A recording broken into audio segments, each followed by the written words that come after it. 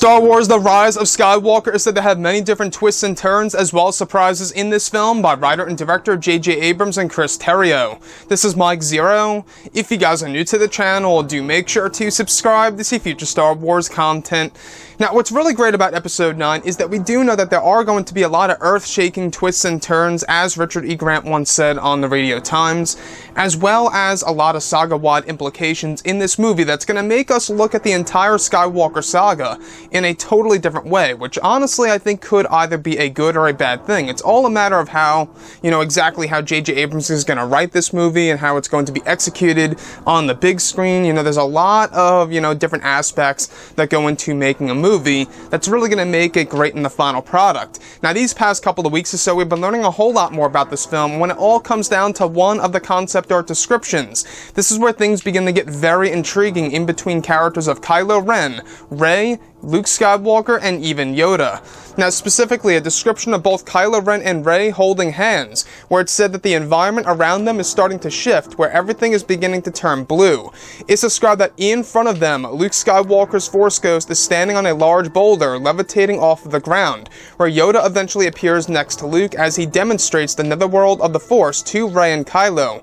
The next describes a sequence involving Yoda's Force Ghost, and when approached by Rey, it said that Yoda shows Rey more truths and origins about the galaxy and the entire Force. It's described to be a sequence in which the audience will learn about the origins of the Force through Yoda's Force Ghost, and his lecture to Rey that is set to change how fans view the entire franchise.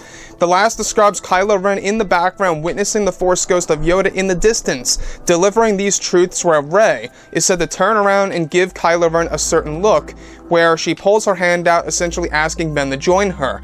It's unclear if this is a moment of conflict for Kylo, or if this indicates that Kylo has turned to the good side and has become a good man again as Ben Solo. So I want to go over a couple of parts about this. Now, the netherworld of the Force, we do know that we are going to get a little glimpse at exactly what that looks like in Episode 9. Now, to this day, at least on film, we have never seen exactly what that looks like. It's been the biggest question of all Star Wars fans. That really seems like it really hasn't been a highlight. If you look at the Force Ghosts when they reappear and they vanish, it makes one wonder exactly what does it look like for them once they vanish? Exactly where are they? And that's exactly what J.J. Abrams is going to introduce to the audience, and that's exactly what Yoda's Force Ghost is also going to reveal, as well as Luke Skywalker, to Rey and Kylo Ren, while in the netherworld, Yoda is going to deliver these certain truths and origins to Rey as a character in Episode 9 about the entire Force and the galaxy. So what I think is very risky about this, and a lot of people would say other two things, is that risks, equal success, or risks could very well be a little bit dangerous for a Star Wars movie. So to me, I think that there is a middle point here. There absolutely is a middle point where, you can throw in, elements of playing it safe while also taking a couple of risks here and there. Now, if you're going to have saga-wide implications by having the Force Ghost of Yoda revealing new truths about the origins of the Force and the entire galaxy to Rey, I would say that I wouldn't go into deep specifics where there's certain points where you can't turn around from. If Yoda is able to introduce these facts to Rey in a very simple way to her, where there's more to be told, let's say, for example, in the form of a novel, or maybe even a book or a comic, that's possible. They could always do something like that. So in this particular sequence, this also lines directly up with what we heard was filmed a couple of months ago between both, Adam Driver, Daisy Ridley, and Mark Hamill, where they were all placed in the middle of a 360-degree green screen, where next to Mark Hamill, it's described that there was some kind of green screen puppet of some sorts, or some kind of green screen animatronic thing, where they would place in some form of CGI. Now, it's possible that they are going to be doing a CGI version of Yoda in this particular sequence. That's a possibility. Or they're going to stick to the normal puppet of Yoda.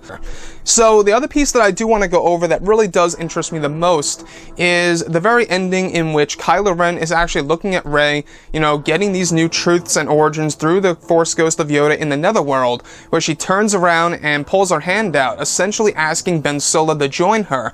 Similar to what was done in the throne room between both Kylo and Rey, where Kylo pulls his hand out and he says, "Join me." It's basically the same exact thing here, except with Rey. A very interesting parallel, if you will, that J.J. Abrams is pulling here. So with that being said, you know, it really does make one wonder, is this a moment in which Kylo Ren is in conflict? Or is this truthfully a moment in which, you know, Kylo Ren has turned back to the good side and is now Ben Solo once again? Now, like I say, we do know that J.J. Abrams loves to do wild and crazy things, and this definitely falls directly in line with all of that, and really ends up being on the top of the list here, where in a Star Wars film, you actually get to see what the netherworld of the Force looks like. Basically, the afterlife, something that fans have never seen before on the big screen. Yes, in the comics, Darth Vader has entered the spiritual realm, but that was about it. That was the closest thing that we got to seeing something like the netherworld of the Force. And let me tell you, there's a lot of crazy possibilities that can be done in there that could very well be explored in Episode 9. Anyways, guys, drop a comment below. Let me know what you think about all of this in the comments. And if you guys did enjoy the content for today, do make sure to drop a thumbs up on this video to support the channel. I thank you all so very much for the kind support, and I'll catch you guys next time.